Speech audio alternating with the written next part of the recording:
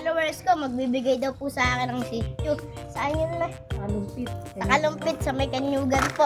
Tara guys, samahan niyo po kami.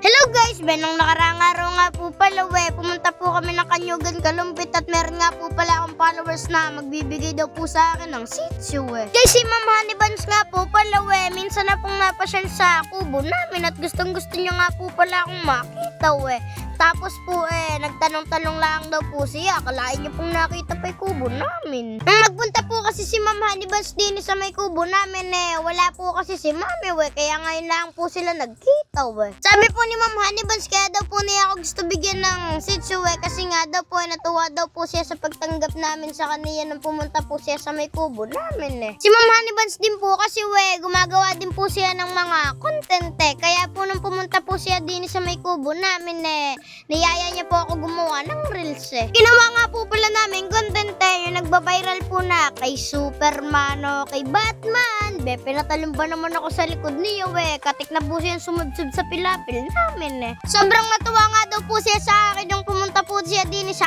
amin Arangit binigyan pa po kami ni Ma'am Honey Buns ng makakain Ayaw at tinintay pa nga po pala namin yung asawa niya bago po makita si Shih Nagtatago po ata ayaw po ata sumama sa amin Kailangan pong alagang sitio nila Ma'am Honey Buns nga po palang ibibigay niya sa amin babae kaya ipapangalan po namin Luna.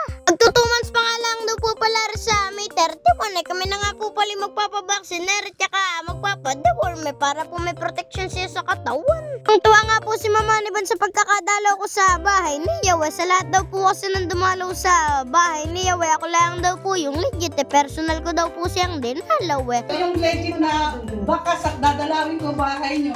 Siya yung legend na talagang dumalaw talaga sa bahay ko. Totoong bahay. Ang dinadis ko po. Thank you, Joran. Yung iba daw po kasi hindi man lang po makapag-iwan ng bakas Diyos ko po Sa pamilya po ni Ma'am Honey Buns maraming salamat po sa binigay niyong blessing na iingatan ko po rin tsaka po alagaan ko Diyos ko po Sige. Papalitan mo. Thank you. Thank you. Please palike and share naman po, papalo na rin po Diyos ko po